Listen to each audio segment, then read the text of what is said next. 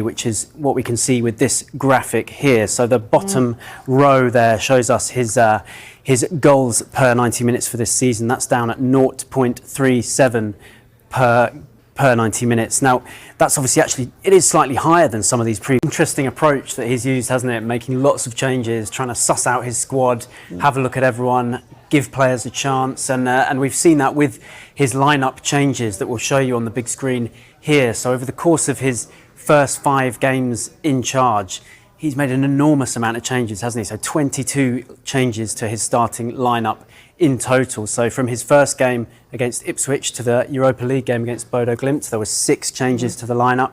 He then made another 6 changes against Everton.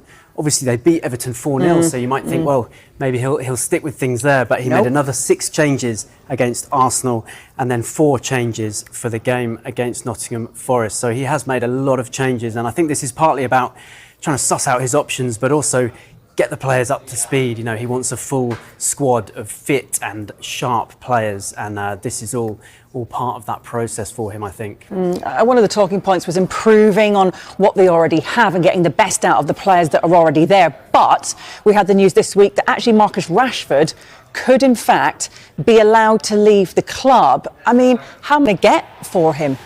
Well, it's to keep hold of his place in the side since that on where he would like it to be, which is what we can see with this graphic here. So the bottom row there shows us his goals per 90 minutes for this season. That's down at 0.37 per 90 minutes. Now, that's obviously it is slightly higher than some of these previous seasons, as you can see, 2021, 21-22, 23-24, but it's still a long way from these really strong seasons that he had, which was 19-20 and 22-23. He scored 17 goals in both those seasons. He was averaging over 0.5 goals per 90 minutes, and he just hasn't been able to replicate that kind of form on a consistent basis. So that's what we're seeing. And I think another issue for him is the kind of chances he's getting now. So if we look at his expected goals as well as his actual goals scored, we see a lot about the quality of chances he's getting. So again, these 2 seasons here were the ones where he was really getting himself into those scoring positions and